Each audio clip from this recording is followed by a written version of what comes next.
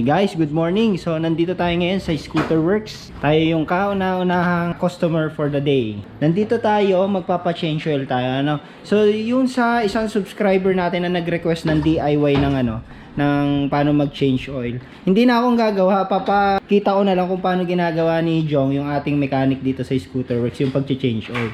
So stay tuned lang po kayo, sir.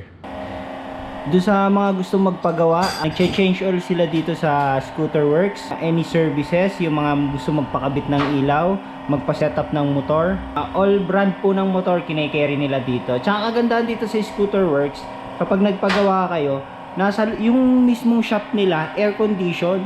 Tapos ang ganda ng loob ng shop nila, oh. At the same time, habang ginagawa yung motor nyo, nakaupo lang kayo dito sa gilid, sa couch nila. Dito nyo lang, titingnan nyo lang yung motor nyo habang pinapagawa. At the same time pala, magpapalit na rin tayo ng gulong. Kasi sobrang kalbo na yung gulong ko eh. So, ang gamit kong gulong na ngayon, yung Mitas. Review dito sa Mitas na to, napakaganda niya gamitin. Lalo na sa, sa kahit basa yung kalsada.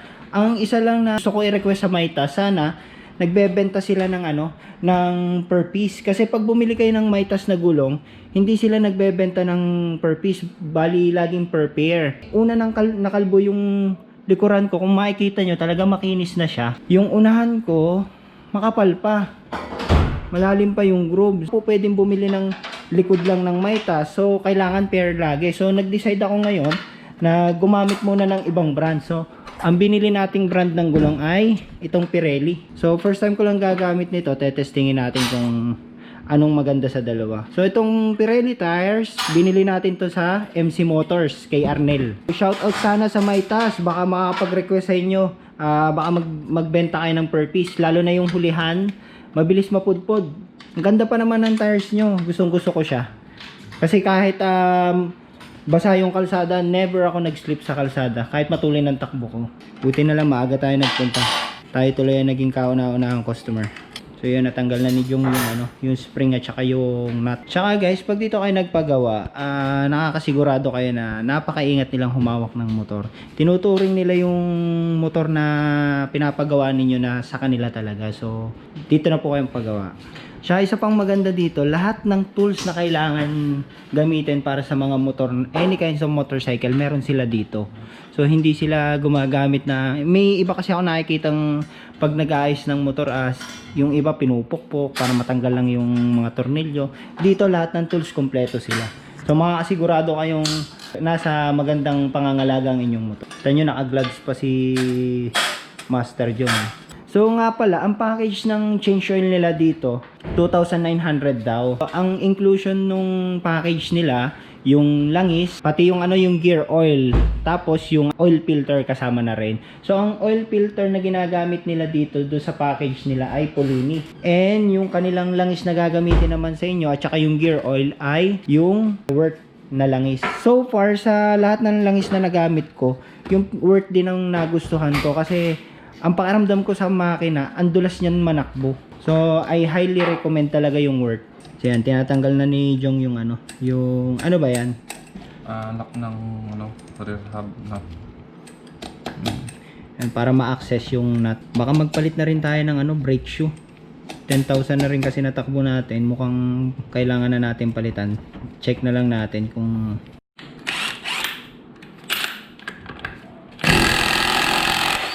tapos tatanggalin niya naman yung luluwagan niya yung sa preno.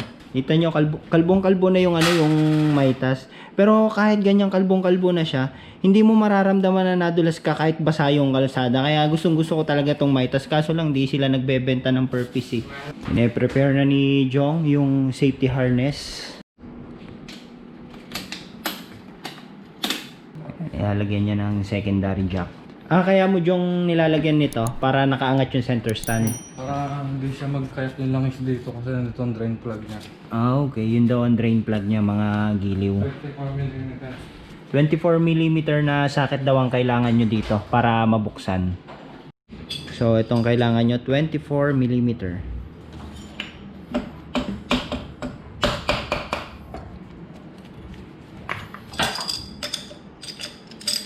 Parang Meeting na.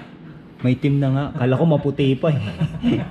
May team na nga yung ating langis. Kailangan na talagang i-change oil. Gamit na gamit naman natin guys yung motor natin eh.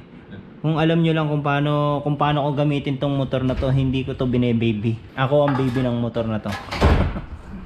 Yun, ang langis daw ng Vespa S125 ay 1.3 liters. Tinanggal na rin yung fuel filter.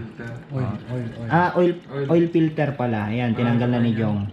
Pulini yung nakakabit sa atin. So, papalitan uli natin ng another pulini. Dito yung drain plug, dito yung oil filter. Parehas naman counterclockwise ang pagtanggal Parehas counterclockwise ang pagtatanggal. Ang paghigpit naman parehas clockwise. Alin yung binubuksan diyan para sa gear oil, Jong? Yun, 6mm na allen daw. So nandiyan yung drain, iyan yung drain plug. Dito sa part na to yung yung paglalagay ng gear oil. Yun naman yung drain plug ng gear oil. Malinaw pa yung gear oil natin pero package kasi yan dito sa sa Scooter Works. Kagandahan dito pag nagpapalit ka sa kanila ng gulong, dinadala nila doon sa automatic tire changer. Ilinis din ang brake shoe. Ayan, nililinis ni Jong yung ilalim.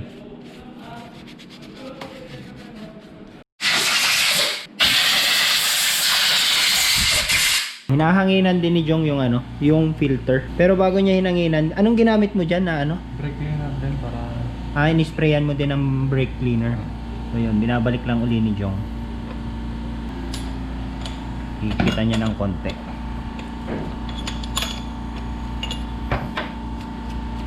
So, iingatan nyo din daw pala yung o-ring. Ang gagawin ni Jong, yung o-ring, medyo lalagyan niya ng konting langis para hindi daw maipit pag hinigpitan. Kasi kung hindi mo lalagyan, may possibility na maipit, masira. Yan. Ganun lang higpitan, wag lang masyadong Wag lang sosobrahan baka malustred. Yan, yung filter na ang ikakabit natin. Gamit natin ay Polini filter. Same lang din dun sa sa cup. Binabasa din ni Jong ng konting langis.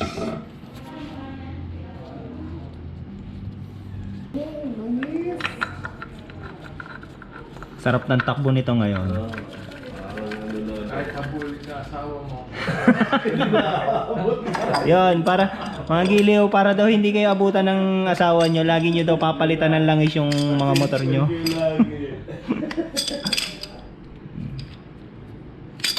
Yan. So ganun lang siya higpitan din. Hindi kailangan na persay mo yung pagkakahigpitan. Pag naramdaman mo Pag na lumapat yung o-ring, counting ikot lang okay. okay. So para hindi masira yung yung o-ring. Binabalik na uli yung drain plug ng gear oil. Sa gear oil, gaano karami ang gear oil nito? Antay lang natin umawas siya dito. Umabot? Oo, umawas. Okay. So yan, lalagyan na ni Jong ng gear oil. So ang gamit na gear oil nila dito ay yung work. Hanggang sa mapuno lang yung Yung pag umawas, okay na. So, yun, tumulo na. So pag ganyan daw tumulo, okay na. Lalagyan na uli ng tornilyo.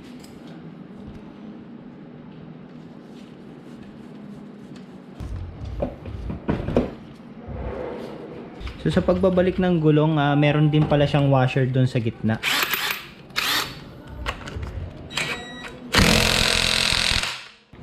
After may lagay yung nut, so yung cup naman, then yung kanyang pin. Yan. Yun yung pin niya. So, may isa na uling customer na nag-aantay dun sa labas. Magpapagawa din. So, pati yung Cooper na yon, naka-schedule din ngayon. Bali, hindi lang puro motor ang ginagawa nila dito. Yung mga Italian, German na na vehicle, ginagawa nila dito. Mga nagpapa-service dito. Ito yung itsura ng ating gulong nung nakakabit na. Ganda. Bigyan ko na lang kayo ng feedback regarding sa performance nitong gulong na to.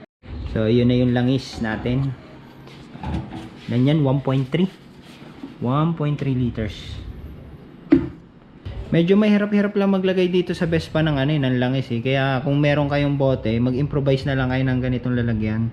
So, habang inaantay natin na matapos si Jong, pakita ko lang sa inyo yung shop mismo. So ito yung shop, ito yung mga accessories, lahat ng mga kailangan nyo about sa Vespa. At tapos ito yung scooter nung may-ari, si Boss Rally. Ganda ng Sprint na to. So yun guys, bago daw kayo mag-check ng level nung langis, kailangan daw i-start muna. Kasi para magkalaman daw ng ano ng oil yung oil filter natin.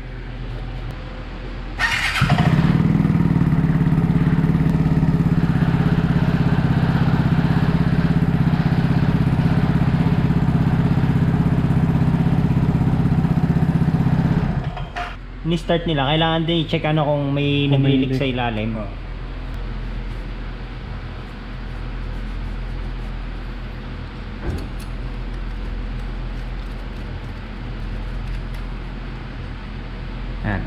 So guys, ito na.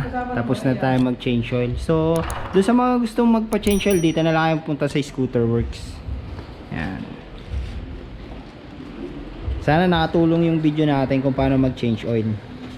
Okay, thank you.